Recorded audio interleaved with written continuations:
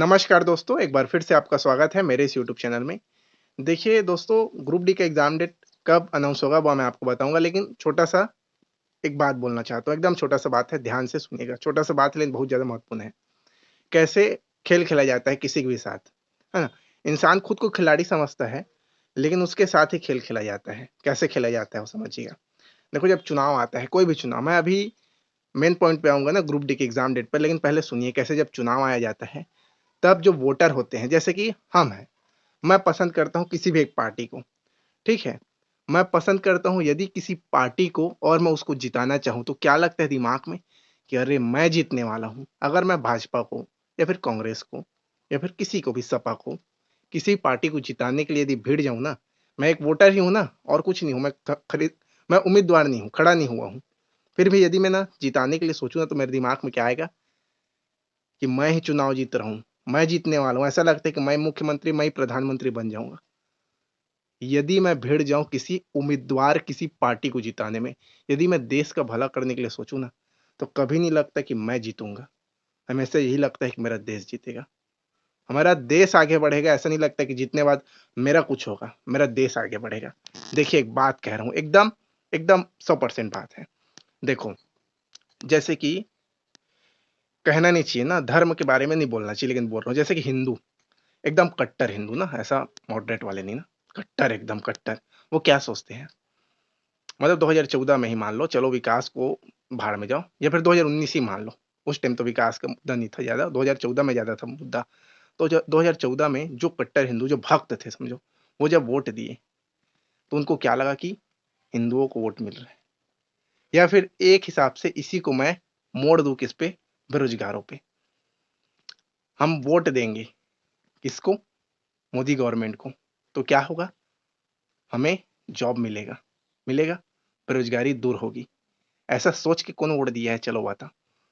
ऐसा कोई सोच के वोट दिया है क्या? नहीं दिया। चलो मुस्लिम को मानते हैं। जो मुस्लिम सपा को वोट दी थी 2013 में, वह क्या सोच के दी थी कि जीत रहे हैं कौन? मुस्लिम। मैं पश्चिमी उत्तर प्रदेश की बात कर रहा हूँ। जीत रहे हैं कौन? मुस्लिम। ऐसा आया मन में, लेकिन जीता कौन? कोई नहीं जीता। यदि देश जीतेगा, राज्य जीतेगा, ये सोच के कभी वोट डालोगे ना, तो आगे बढ़ोगे। यदि वोट डालोगे कि देश आगे बढ़ेगा, तो बेरोज़गारी अपने आप खत्म होगी। खुद का सोचोगे ना, तो देश कभी आगे नहीं बढ़ेगा, तुम भी आगे नहीं बढ़ोगे। इतना याद रखना। कभी भी यही सोच के वोट डालो कि देश आगे बढ़े। देश का कुछ भला होगा ना, तो अपने आप उसके नागरिकों का भला होगा, हमारा भला होगा। यह समझ लो, 100% 100% वाली बात है ना? 2019 में क्या हुआ? ग्रुप डी का फॉर्म निकला, लेकिन 2018 में भी तो निकल चुका था ना, 65,000 वैकेंसी निकली थी 2018 में। फिर भी 2019 में क्यों निकला? बताओ? कहीं न कहीं खेल खेला गया ना, कहीं न कहीं चुतिया बनाया गया ना, है ना? कैसे बनाया गया? वोट डालो करके बनाया गया ना। वहाँ पे आप क्या सोच के वोट डाले थे? कि विकास होगा करके थोड़ी डाले थे।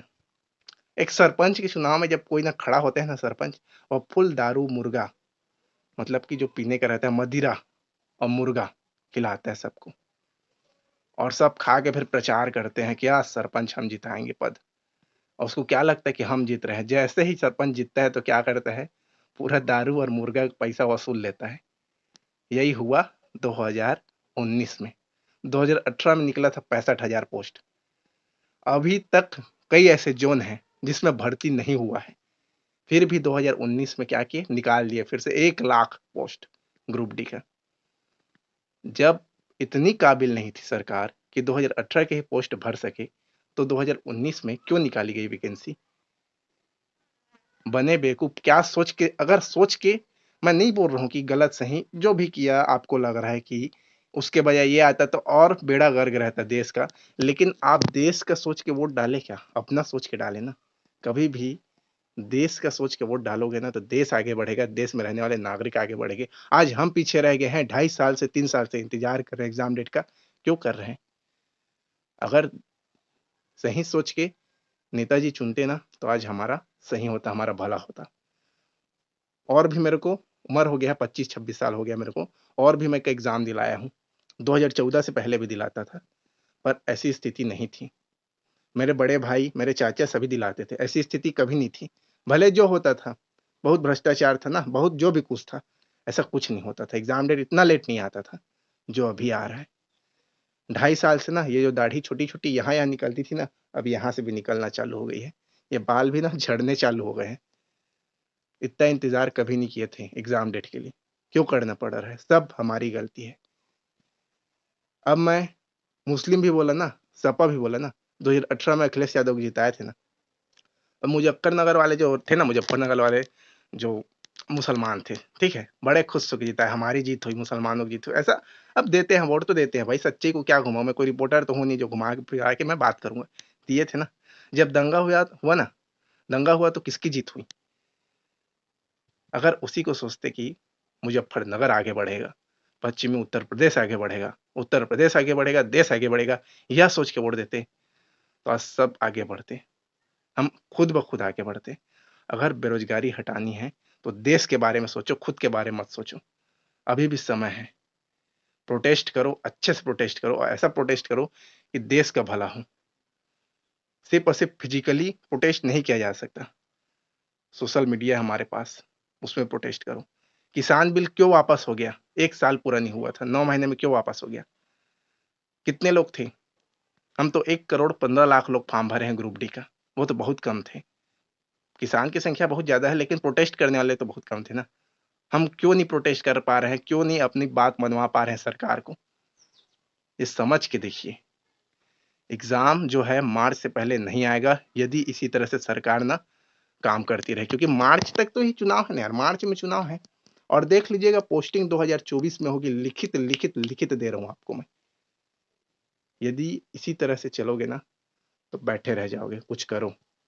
यदि यह वीडियो अच्छा लगा हो तो वीडियो को लाइक करो, और जैसे ही कोई भी ऑफिशियल नोटिफ़िकेशन आएगा, तुरंत मैं आपको इत्तला कर दूँगा। उसके लिए चैनल को सब्सक्राइब करके रखो, और फिर से बोलूँगा, अपने बारे में मत सोचो, देश के बारे में सोचो, खुद ब खुद आगे बढ़ जाओगे। जय हिंद, जय भारत।